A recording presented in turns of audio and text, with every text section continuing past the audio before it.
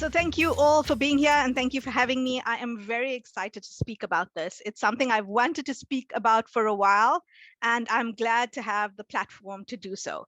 I hope there are a lot of finance professionals in the crowd, because I am hoping you're going to be inspired as I was when I started my data visualization journey.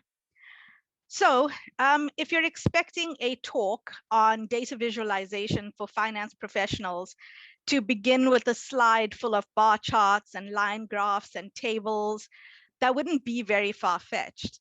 But what I want to do instead is to start with a piece of work by an award-winning visual and information designer, Federica Fragapani. And this is a website she created to look at the impact of migrants during COVID-19.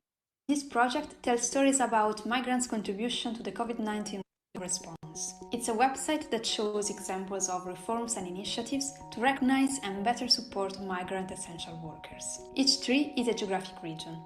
Larger branches are sectors, from healthcare to agriculture. Smaller branches represent levels, from the national to the local. Each dot is an initiative or story.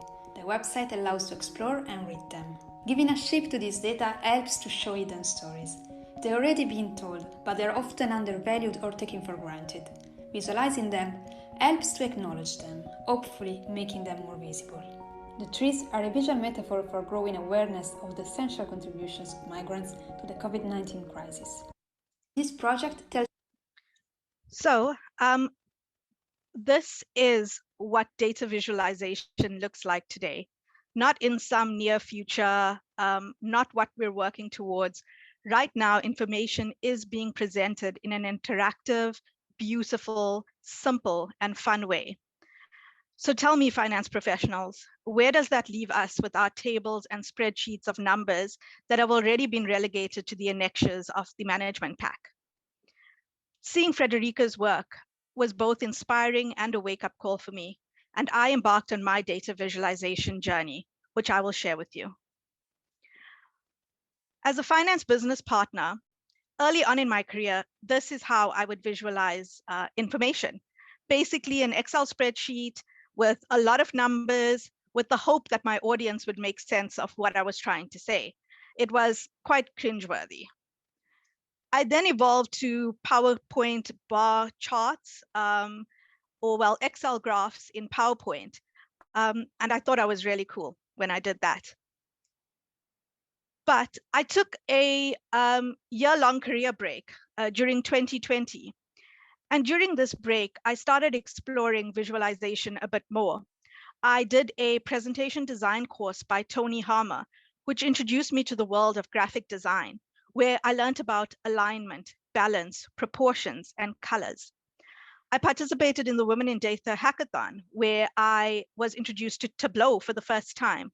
And I was so impressed by how easy the tool was and the quality and functionality. I started to focus more on how I visualized and presented information. And as Excel was my tool of trade, I decided to start there and created dashboards using pivot charts. So I took a debtor spreadsheet that would usually be sent out to business, which I doubt they would even open, with rows and rows of information, and I turned it into the dashboard you see here.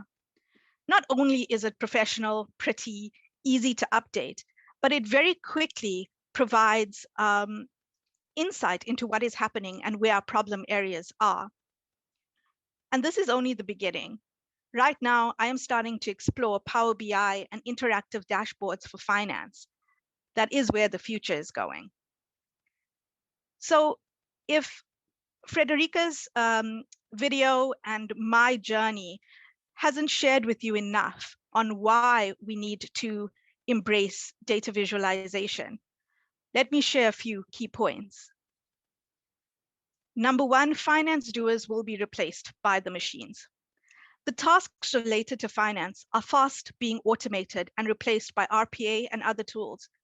This will allow us ample time to add true value in the form of trusted commercial advisors and catalysts for financial growth. To be successful at this, we need to become expert communicators and storytellers. Next, The finance agenda is critical for business success. And with every department and discipline vying for the attention and a seat at the table of business leaders, we must elevate our executive presence. Finance initiatives, recommendations, and insight are critical for a thriving business, but we will not be heard if we don't make ourselves interesting. Next, the tools are user-friendly and easily available. Tableau, Power BI, and Excel are excellent tools that are being improved daily. It is easy to learn if you take some time to slow down to go fast. So how? A good starting point is the way I started my journey. Excel is the tool of trade for finance professionals, so start there with pivot charts.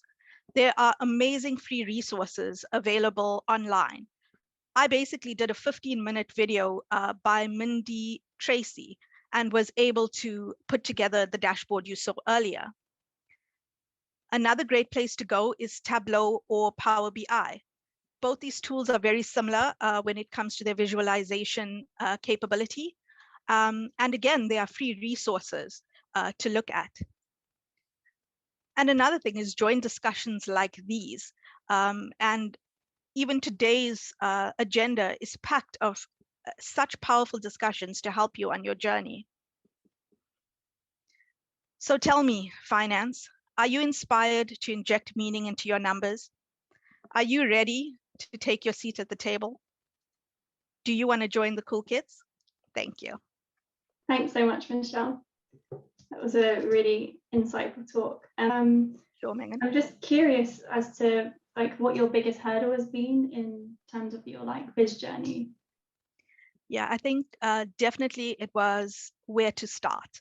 I was always interested in it, and I would see some of the analytics teams or other areas producing really great visuals, and I could see how what I was producing was falling flat. And I actually had no idea what tools were being used, how were these being created, and how complicated they were. And it was only when I realized the simple in was using the tool I have, Excel, and looking at using pivot charts in Excel. And that just started quite a wide journey for me. Cool, thank you. I think we've got a couple of questions. So from Kathy, how did you get started with Power BI? Any great resources that you discovered? Yes, Power BI, Microsoft was giving away a free certification if you had done one of their challenges. So I signed up with Microsoft Learn and did their data analyst challenge. It is such a comprehensive course. Please have a look at it. It's at no cost. It really is valuable. It basically is the ins and outs using Power BI. But the next thing is Power BI is free to download. And my advice is just give it a shot. Download it and start importing your data and work from there. But the Microsoft Learn course, which is free, is very valuable. Cool. And we have another question as well. How do you balance showing the numbers as finance professionals with visualizing data? Yeah, that's a very good question. I think what we need to be aware of is when we are showing these large quantities of numbers, very little of it is getting absorbed, especially in the time we have, in the forums we are in. Even if we're emailing monthly reports, how much of that is actually being opened and digested? Yet it is critical information. So don't be afraid to just lift it up a level, put 3 spreadsheets of 100 numbers into one slide of concise information. From everything you share, whether it's your monthly report with, rows and rows of information, there should be 2 or 3 critical messages you want to, share across. And that should be in one slide. Then the rows and rows of information can still be provided as an annexure, which anyone can look at if they need to.